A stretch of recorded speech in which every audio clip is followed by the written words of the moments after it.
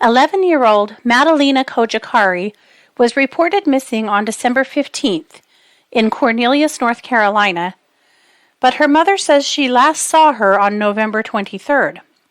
Now, mother Diana Cojocari and stepfather Christopher Palmiter have been arrested for failing to report Madalina missing. Law enforcement are now reporting that Diana was seen in rural Madison County around the time Madalina went missing, and they need the public's help.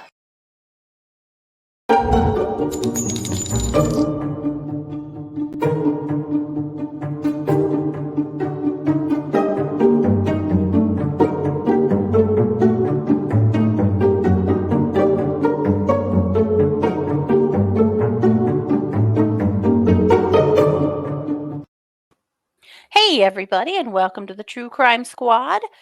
This is Katie Weaver, and I'm here with my sister, co-host, and partner in crime, Kristi Brower. Hello. Oh, hey everybody. Happy How's it Monday. going? Yes, it is Monday.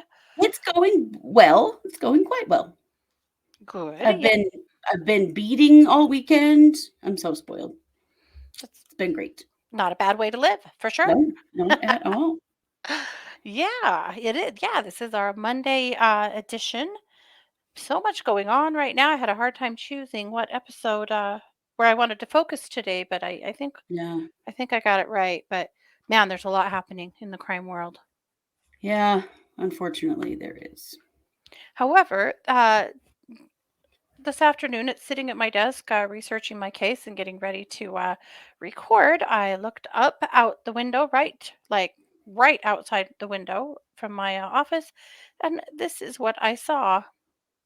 Oh, A baby moose. He was here yesterday too, baby. and now he's back. No mom. There is just no mom. We followed him for quite a while yesterday, quietly and at a distance, hoping to see a mom. There's no mom. And now he's back today wandering around. There is no mom. Everyone keeps telling me, and like I'm not an idiot, I've lived in Idaho my whole life, but watch out, because wherever he is, there's a big mean mama. I wish that was true. Right? I wish that was true. She could be in my yard all she wants. I'd keep my dogs pinned down and she can come be with her baby. You There's don't no see mom. babies this young wandering around alone unless there's something wrong. Yeah, it's hard to see, it's hard to give scale so much from the video, but he is barely taller than like a Great Dane. Barely. So He's not big. New His baby. eyes are blue. Kind of blue and milky. Maybe that's how they are when they're first born. I'm not totally sure. I'm not either. Now, I mean, he's eating and he's pooping. I know that for sure. And he may be okay by himself, but it worries me. There's so many highways and roads around here that he could get in trouble on. Yeah. I don't know, you guys. I'm not sure. We get moose here, and in the past, I called the sheriff one night when there were 2 moose on the highway that I almost hit. And they were like, yeah, hopefully they get down to the river soon. Like, they don't do much about it. But one time a moose was in our neighborhood and they chased it to these very lilacs you just saw and pinned it against the fence, a big, big bull moose. And they tranked him and then hooked chains on his hooves and drug him out of those trees and into a trailer. And it was the most traumatic, sad, frightening thing I have ever experienced. And frankly, I'm kind of hesitant to call a fishing game, and maybe I shouldn't be, and maybe I doubt they're interested, to be honest, but I they don't don't know. always survive these trankings. I mean, right. I wouldn't want to see this baby tranked, and they may not. They told us that the survival rate from being tranked is 50%. God. 50%. That's terrifying. Well, and that little baby's not hurting anything. No, I just don't want him to get out on the road and get hit. Right. But he could stay here all winter for all I care, but yeah. Poor little thing. So I don't know. And then there's this idiot part of me that's like, maybe we should go pick up some hay. And I'm like, are you stupid? No, that's not what you do with wild animals. You don't walk it in your back field. Right? Like, Wait till it's big enough to jump your fence, because it will get that big. He will get that big, yeah. Anyway, I don't know. I'm sure I'll keep you updated on the saga of the moose. Kind of doubt this Yes. is the last we see of him, but anyway, Yeah. so that's what's up at my house. Yeah. Moose Watch 2023. Right. But we have all kinds of true crime to get to, so I'm going to go ahead and kick the mic over to you for our first episode. This is a brand new segment that we just developed. Of course, we've needed it for a while. This is We our have. serial killer news. Yes.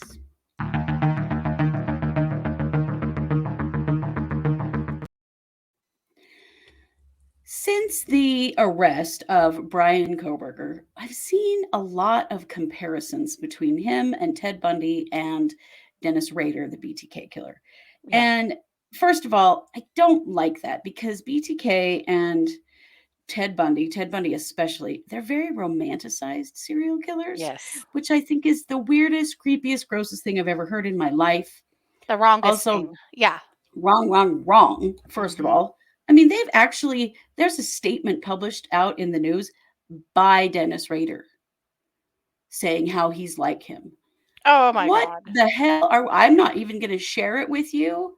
No, I Dennis. don't care what BTK thinks about anything, but Yeah. I did do kind of a side-by-side comparison of them and their crimes to tell you how they're really not that much alike, because I think we need to get with reality about what is actually true.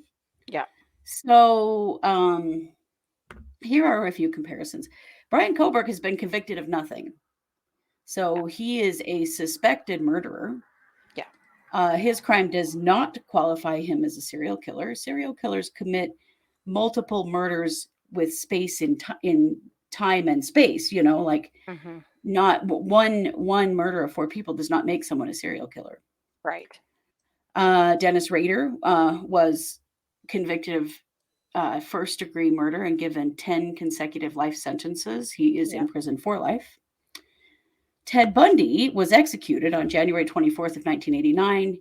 He had 20 confirmed victims. Bundy had first-degree murder convictions. He had rape convictions. He had attempted murder convictions. He had all kinds of stuff. So, first of all, there's a big difference. Yeah. Then, okay, so Bryan Kohberger. Is it Berger or Berg? Why am I? It's Burger. It is Berger. Okay, I wrote Berg in my notes. That's why I'm like, what the hell am I doing? Okay. Let's talk about what they did in their crimes. So we know that Kohberger is accused of stalking and stabbing his victims. Mhm. Dennis Rader is known as the BTK killer, the bind, torture, kill Yeah. murderer. He was a sexual sadist. Mhm. He also killed families. He killed Yeah. 2 different families, plus a bunch of individual women. So he did stalk and research his victims. Oh yeah. So definitely he did do that. We know that, Kohberger likely did as well. But he posed and photographed his victims and moved their bodies Ugh. to different places. Kohberger just left the bodies in their beds. He didn't do Yeah. any of that. Also, there was no sexual assault of anyone. That's true. And Dennis Rader did sexually assault his victims. Ted Bundy, he beat and sexually assaulted his victims up to the point of like sexual torture. He abducted his victims and disposed of their bodies, and they would be missing for a long period of time. Yeah. So not a lot similar there. Right. Bryan Kohberger is a PhD criminology student. We know that. Mhm. Dennis Rader had a bachelor's degree in administration of justice. Hmm. And Ted Bundy did have a degree in psychology, and he went to law school briefly. He didn't even make it 1 year, I don't think. Mhm. Obviously, Kohberger's victims are all in one place. Yeah. Dennis Rader's victims were all in different places. Ted Yeah. Bundy killed people in multiple states. Well, and So, had so many more victims. right, I so mean, many more like you victims. said, four deaths in one event does not a serial killer make. Right, not at all. Let's see. So we do know that Kohberger did that creepy criminal justice survey, asking people about the crimes they had committed and how they dealt with Yeah. them emotionally and all of that stuff. Mm-hmm. And Ted Bundy actually wrote a pamphlet on rape prevention, and he worked in a suicide hotline. Yes, he did. Isn't that horrifying? Creepy. It is. However, kind of similar, still not. Yeah. Mental health diagnoses. So Dennis Rader's been diagnosed with antisocial personality disorder, OCD, and narcissistic personality disorder. Ted Bundy was diagnosed with narcissistic personality disorder, antisocial personality disorder, and maybe bipolar disorder. Mm-hmm. We don't have any diagnoses on Bryan Kohberger yet. Right. We're going to have a psychological evaluation, so we'll see Right. what they think. I mean, he definitely shows some signs of being a psychopath. Mm-hmm. 3 of these men were psychopaths. Mm-hmm. But also, Dennis Rader and Ted Bundy operated for a significant amount of time before they were caught. Yes. Bryan Kohberger made it 6 weeks. Right.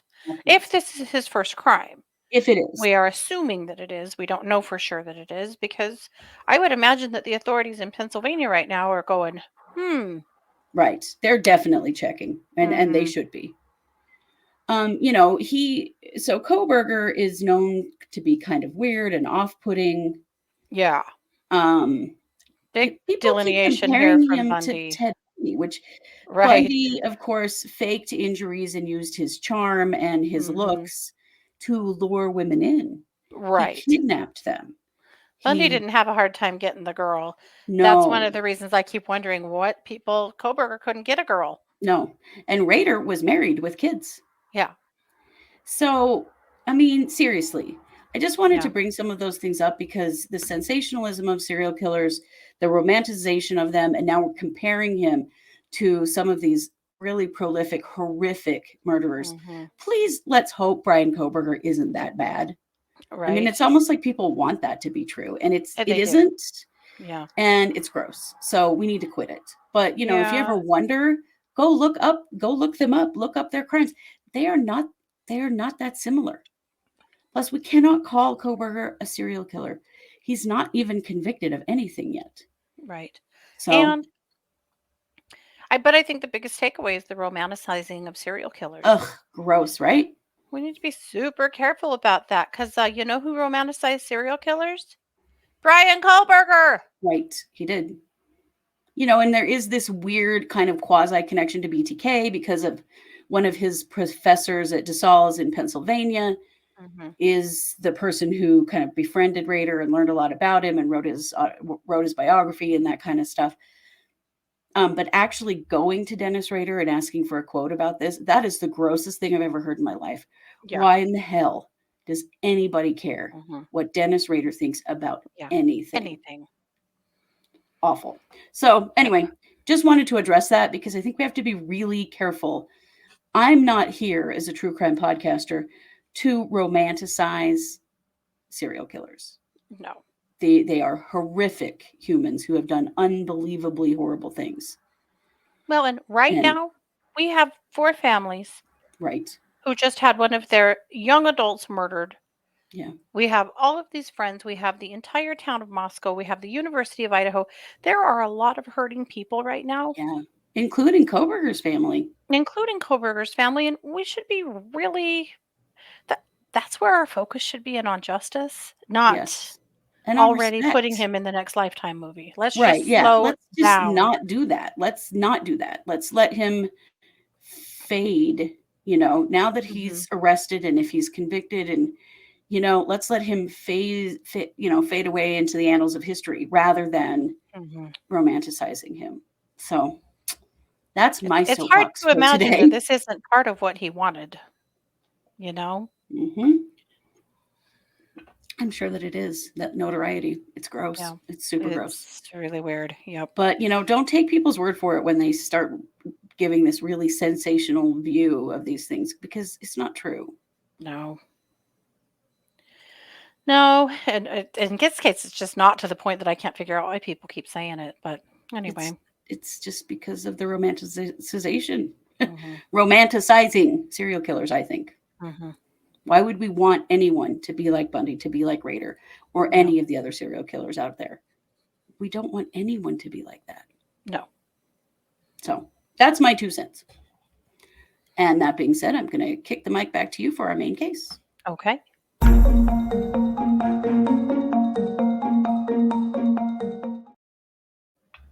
All righty. Well, this case, I wish we had hopped on sooner. I was aware of it back in December, but then our holiday schedule kind of threw us off track, and I kind of lost track of this case. And then it came back Mm-hmm. this week, and I went, "What are we doing? This is a case for us to Mm-hmm. cover this." We are talking about the disappearance of Madalina. She is 11 years old. She went missing. Ugh, the story is hard to hear and hard to tell. It's the same shit, different day, I'm afraid, but we'll get there. So Madalina went missing sometime in November. So we don't know exactly what day Mm. because her family are a big bunch of liars. Yeah. But supposedly his mom and stepdad had a fight. And after they had Can a you move your mic just a little closer? yeah, Like some of your words are cutting out just a little bit. I think your mic might be too far from your okay. face. Is that better? Yeah, much. Okay. Thank you. Supposedly mom and stepdad had a fight back in November. And the next day, he got up and went on a business trip and was gone for a few days. According to mom, after he left that morning, she got up and couldn't find her daughter. So she told the police she just assumed that she went with stepdad. Assumed? Yeah. Oh my God. Mm-hmm. This was on Ugh, November 23rd. So then, of course, November 24th, it is Thanksgiving Day. right? Mom gets up. Madalina's not there. Supposedly, she decides that she must have just gone with dad. Dad is gone. Uh, well, mom says she didn't get out of bed and check on her daughter till 11:30 a.m. It's Thanksgiving Day. Huh. Maybe they don't practice it. Maybe they don't. Maybe they don't. Then November 26th in the evening, Christopher comes home. And again, according to mom, she's told the police quite a few stories, but this seems to be the I'll going bet. one. That she asks him if he knows where Madalina is, and he says no. And she says that she doesn't know where she is either. What? Like you Yeah, wouldn't immediately check to see if he had her? right? Like phones don't Like, work. hello, Really? this is the age of cell phones. Hmm. She didn't speak to him that whole time? It'll be real Uh, interesting to see what their phone this records is say. bullshit. It's a 100%. yeah. So she uh, does nothing, nothing. And the school finally starts getting a little wigged out about the fact that Madalena has just stopped showing up. Madalina has just stopped Mhm. showing up. And so they call the house a couple of times, and mom finally agrees to come in with her and then shows up to the school not with her and tells them that they don't know where she is. Oh my God. Hmm. And that is on December 15th, Jesus Christ. or December 14th, sorry. December That's like 14th. 3 weeks. Yeah. A school resource officer tried to visit the home on December 12th. So then December 13th, she tells the school she'll bring her in on the 14th, shows up on the 14th, and, admits that she's been missing for a while and she doesn't know where she is. Yeah, 3 weeks. Oh my God. So obviously, the school insists that, the police be called and she be reported missing. And that's the Mhm. first the police knew of a missing child. Oh my God. So they lost the 3 most important weeks, the 48 most important hours So much more than that. Mm-hmm. Holy cow. Mm-hmm. So I have two videos from the police department. The police department, my God, this is some of the best communication I've seen out of police departments on cases like this. These guys are doing it right. So this is Cornelius, North Carolina. This is the Cornelius department. So this is the first video that was released. I'll show you that first. The Cornelius Police Department, the FBI, and the SBI are searching for 11-year-old Madalina Cojocari. The Cornelius Police Department, located in Cornelius, North Carolina, learned Madalina was missing on December 15th, 2022. Captain Jennifer Thompson explains. Our school resource officer and the school counselor tried several times to contact Madalina's mother due to a high number of absences. After agreeing to bring Madalina to school, Diana Cojocari showed up alone, saying she didn't know where her daughter was and hadn't seen her since November 23rd. Her mother, Diana, and her stepfather, Christopher Palmiter, are both charged with failure to report the disappearance of a child to law enforcement. The investigation uncovered video of Madalina getting off the school bus on November the 21st. It's the last confirmed sighting of the sixth grader. Cornelius Police Captain Thompson. Madalina is 4 feet, 10 inches tall and weighs 90 pounds. She has brown hair and brown eyes. In a missing child investigation, every second counts. Unfortunately, in this case, it was more than 3 weeks before our department was notified she was missing. Despite being hampered by the timeline, we are doing everything possible to find her. If you have information to help the investigators, call the Cornelius Police Department at 704-892-7773 or 1-800-CALL-FBI.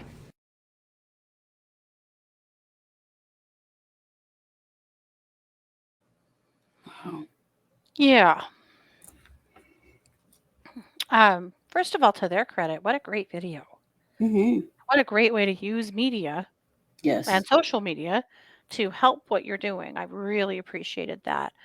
But that's kind of the situation that they are in. Now, I want to give you an update video that the police chief released just a couple of days ago, or a few days ago.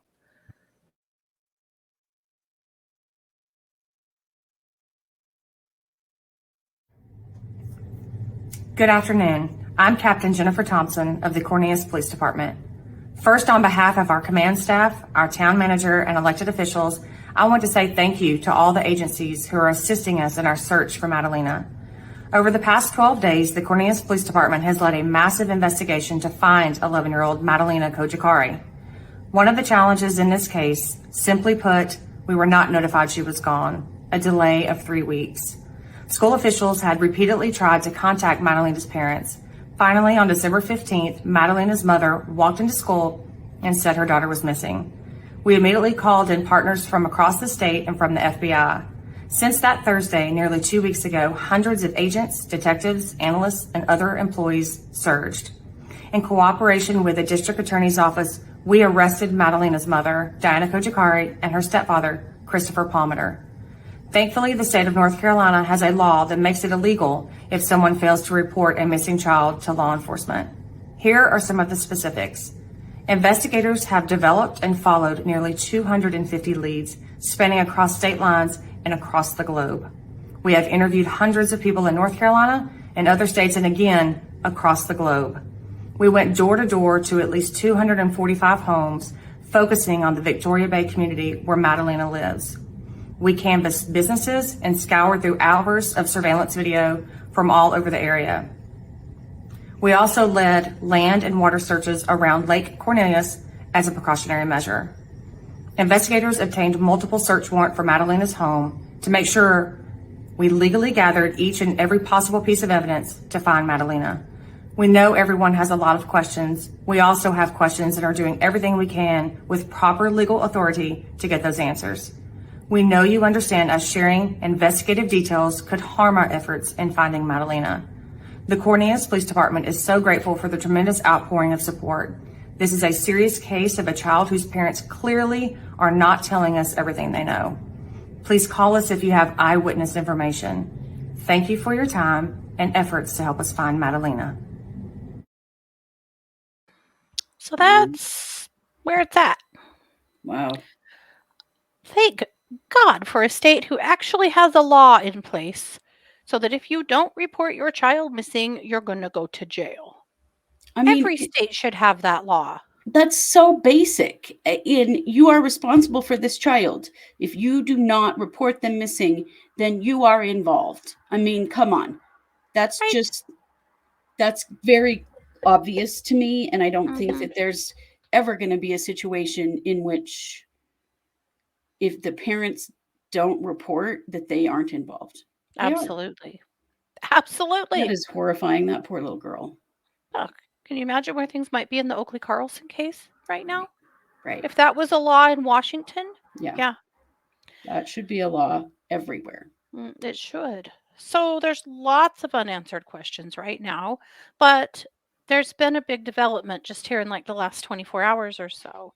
And that is that a deputy in Madison County, which is towards Tennessee, very, very rural, says that he spoke to the mom in a greenish Prius and she was pulled off to the side of the road and he stopped to check and make sure she was okay. She was alone. And so now they're like, wait a second. What the hell was she doing clear out here? Right. So What day was now that? I hope that we know. I'm not sure that we know actually. I don't think we know what day it was. She's it just was out there alone. It was sometime after she went missing. It was sometime after the 23rd. Yeah, what the hell was she doing out there? What was she doing out there? So that's a big question. Wanting to know what is going on. So they're just asking anyone who may have seen it from November 22nd to December 15th. A gray or green Prius in that area. And they also are sharing pictures of Diana Cojocari. Cojocari. I knew that was wrong. So, but I wanted to show that one more time. So, 11-year-old Madalina. Sorry. Wrong media. Let me get there. All right. So, this is the poster. So, these are pictures of mom, Diana. And this is. Okay. I've seen Priuses that color before. Yeah. This is the potential color of the car, either that greenish or grayish color. This is a mock-up of cars, what that color would look like. Jeez. Yep. So in that area, they're asking anybody who has seen a car that color, especially when acting weird, to let them know. That's one of the biggest breakthroughs they have. I have to imagine that they're still working with the FBI right now to get all of their digitals in order. Right. So, obviously, I think everyone would like to know, did stepdad actually go out of town? Is that story even true? Right. If he did, exactly where did he go? Because we know just recently here in the Bryan Kohberger case that they have CCTV from various stoplights of him in multiple states on his way from Idaho all the way back to Pennsylvania.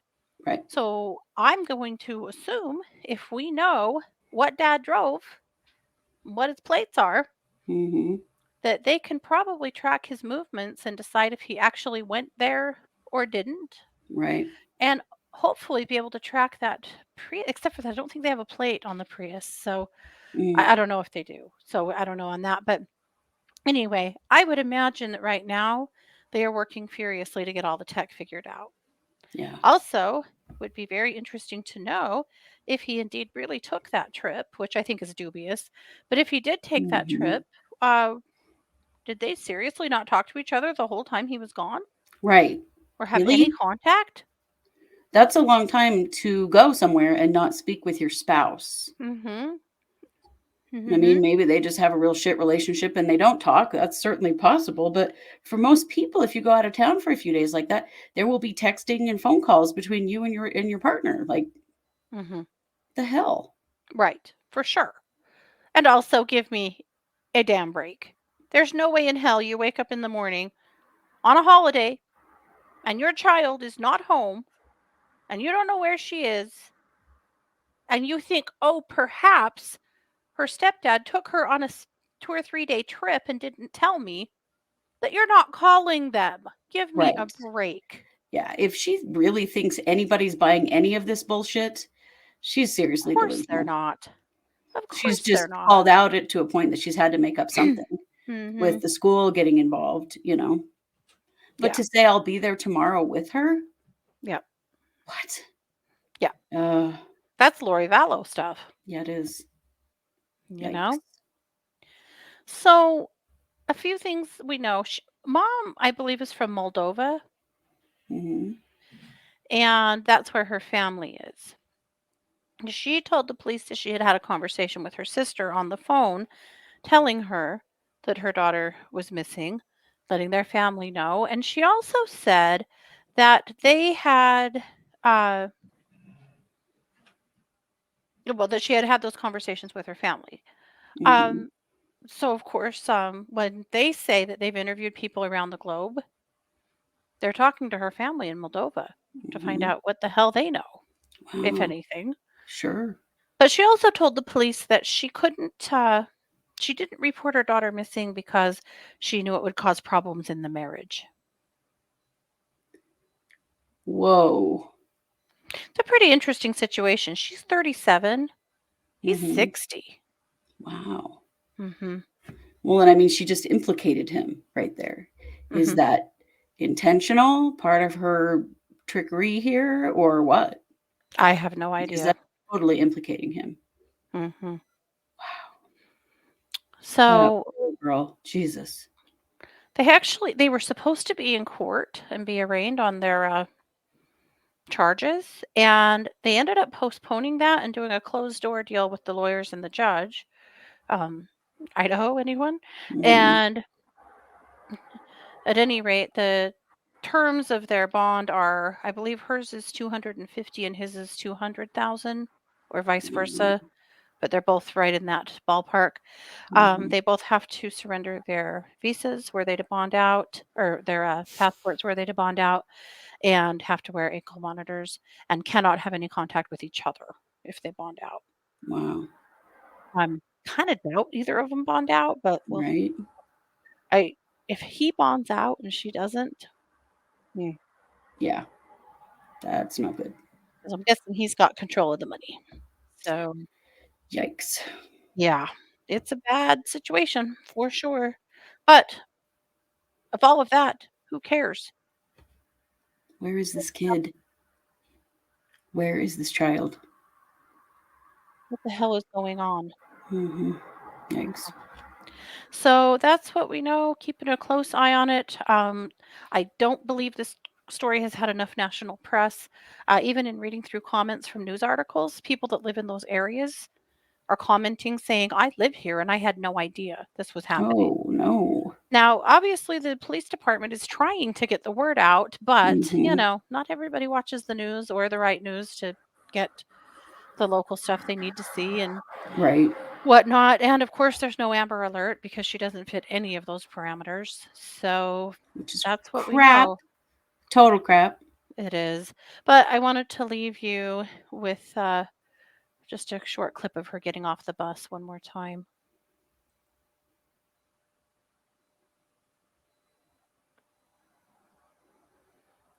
And this was on the 21st. Mhm.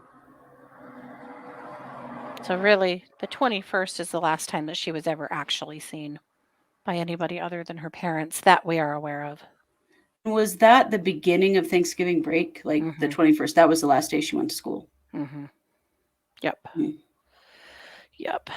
Well, I sure hope they find her alive. Yes. Oh, there was one more thing. I knew I had one more thing to share on this. The police department received a handwritten letter on the 22nd just expressing their devastation and their heartbreak and, thanking the police and offering support. And I'll just read the last paragraph. Our family would like to express sincere gratitude to each and every one of you for your support. Our family will continue to do everything we know and learn to do for Madalina's safe return. Blessings. Um, the word on the street is that was actually written by the stepdad's family. Really? Mm-hmm. Yeah. Interesting. Interesting. Yeah, I thought so too. But I'm really interested to know what her family knows, if anything, Right. and what is going on there. But I suspect we will know. There was a search warrant that was mostly sealed Mm-hmm. for their home and whatnot, and there's been an application to unseal that. So if it gets unsealed, we may have a little more information about what specifically they were looking for, and Mm-hmm. what gave them the search warrant. But that would just depend on whether or not the court unseals that, Yeah. and maybe they shouldn't. I don't know. I get Yeah. very nervous and shifty about these cases getting compromised. So Right. Definitely. Definitely. yeah. Which I think, what were they looking for? I'm just going to go out on a limb here and assume that they were looking for any sign Madalina. of Madalina in any capacity. So, Mm-hmm. yeah. Alrighty. Well, that's it. So we'll keep an eye on it and let you guys know any updates that we see. In the meantime, Kristi, I'm going to kick the mic over to you for a true crime update. Some WTF news, but yes. Oh.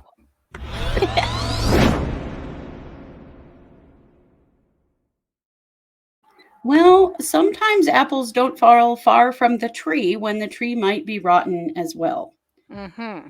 The Uvalde shooter, you may remember, who shot up an elementary school in Uvalde, Texas. His mother, her name is Adriana Martinez Reyes. She's 40 years old, and she has been arrested for threatening to kill her boyfriend. She told the police that she is the mother of, quote, the one that killed all of the children in the Uvalde, Texas shooting. Her son, God. Salvador Ramos, Mm-hmm. 18 children and 2 teachers on May 24th at Robb Elementary, and he died that day as well.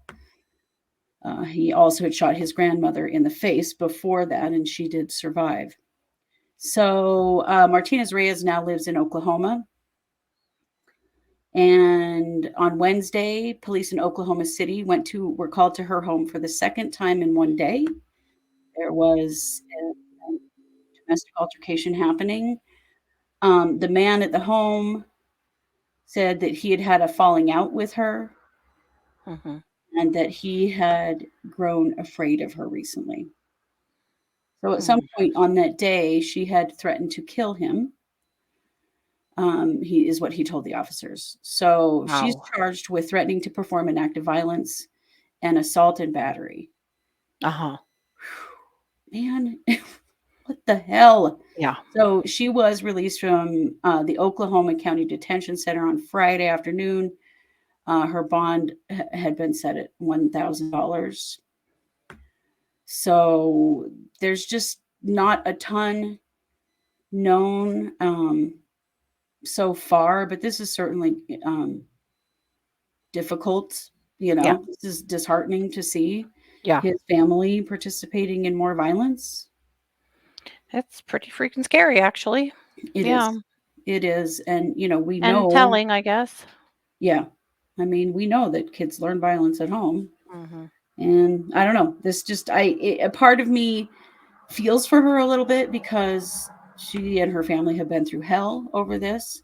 Mm-hmm. But it also makes me wonder, he wasn't living with her at the time. He was living with his grandmother because there had been a lot of problems. But it makes me wonder how much violence came from her in this family. So we'll keep an eye on that and let you know if there are any developments. Perfect. All righty. Well, there you have it. That is our Monday episode. So we will be back on Tuesday and Wednesday with brand new episodes. Then we'll be back Wednesday night for Wednesday night case updates. So keep an eye on it. As always, like, share, follow. If you head over to truecrimesquad.com, if you would like to tip us, that would be a great way to do it. If you do, if you don't, no worries there either. But Sure. many of you have asked on how you can better support us, and we appreciate that so much. We do. Also, keep an eye on our Patreon. We do have 2 episodes that come out every month that only get published to Patreon. Yeah, we have had some doozies over there recently, and We sure have. last year became the year of the Colts for some reason. That's it. In Patreon, because some of like the more active currently operating cults, we won't do stories on those publicly because we don't No. like getting harassed, and it's happened Yeah. before. So It's a we're safety issue for sure. yeah, but oh man, there's a cult coming on there this month that you guys, wow. Yeah, horrifying. So keep an eye on that. But as always, thanks so much for being here. Take care. Please do something good for yourself today. You always deserve it. This has been yet another edition of the True Crime Squad. Bye, everybody.